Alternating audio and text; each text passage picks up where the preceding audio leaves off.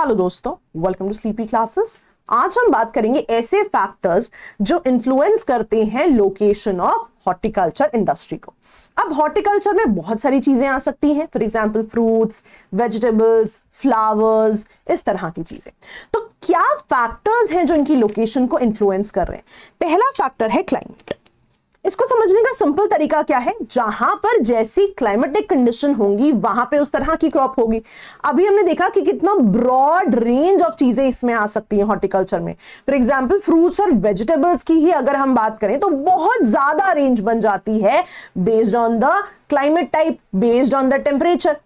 For example अगर हम Mediterranean climate की बात करें, अब वो फेवर करता है सिट्रस फ्रूट्स को।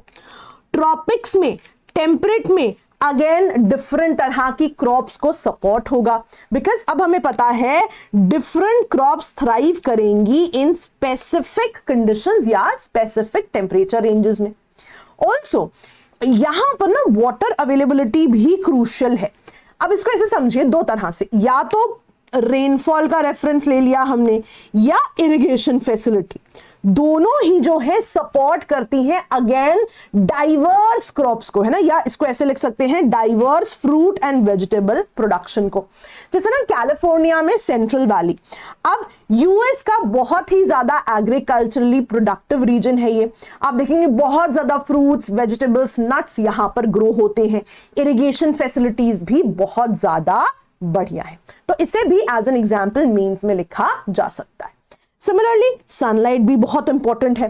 फॉर एग्जाम्पल जैसे ऑस्ट्रेलिया की बारोजा वैली की बात कर रहे हैं कि वहां पे सनशाइन बहुत ज्यादा होती है साल में, तो वो कहीं ना कहीं राइपनिंग ऑफ फ्रूट्स में भी हेल्प करते हैं। नेक्स्ट पॉइंट है टोपोग्राफी एंड सॉइल। अब वो कह रहे हैं फर्टाइल लैंड्स, है ना, या फ्लैट फर्टाइल लैंड्स, ये बढ़िया माने जाते हैं फॉर क्रॉप प्रोडक्शन। अब जैसे वो एक स्पेसिफिक एग्जांपल भी दे रहे हैं कि अगर आप सॉइल टाइप्स की भी बात करें तो ये भी बहुत इंपॉर्टेंट है। For example volcanic soils in canary islands nourish करती हैं बनाना प्लांटेशंस को। अब वोल्केनिक सॉइल्स हैं, मिनरल रिच होंगी, बनाना प्लांटेशंस को वाटर रिटेंशन भी चाहिए, तो वोल्केनिक सॉइल्स जो है ऐसी कंडीशंस भी प्रदान करती हैं। नेक्स्ट है मार्केट प्रॉक्सिमिटी एंड एक्सेसिबिलिटी।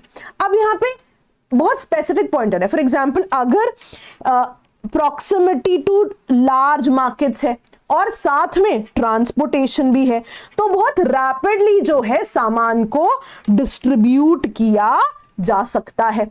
अब जितना ज्यादा ट्रांसपोर्टेशन एफिशिएंट है या प्रॉक्सिमिटी है मार्केट्स में, तो अल्टीमेटली क्या होगा, जो फ्रेश प्रोड्यूस है वो कंज्यूमर्स तक जल्दी भी पहुंचती है। तो हमेशा ही मार्केट प्रॉक्सिमिटी और एक्सेसिबिलिटी भी एक फेवरेबल फैक्टर माना जाता है।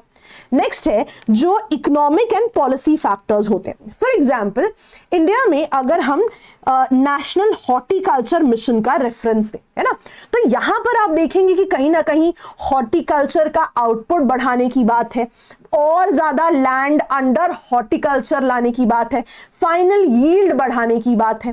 प्लस यहां पर भी देखिए बताया जा रहा है इट प्रोवाइड सब्सिडीज और अडॉप्शन फॉर टेक्नोलॉजी पर भी बात होती है। तो कहीं ना कहीं यदि सपोर्टिव सरकारी पॉलिसीज होंगी वो भी एक फेवरेबल फैक्टर माना जाता है। नेक्स्ट पॉइंट है global trade and regional specialization. इसको समझने का तरीका क्या है, मान लीजिए दो कंट्रीज के बीच में ओपन ट्रेड अग्रीमेंट है ना, फॉर स्पेसिफिक चीजें, तो क्या होगा, वहां पे ट्रेड बैरियर्स उतने नहीं होंगे। तो ट्रेड के पर्सपेक्टिव से ये एक फेवरेबल पैरामीटर है for that specific industry. For example avocado production in Chile.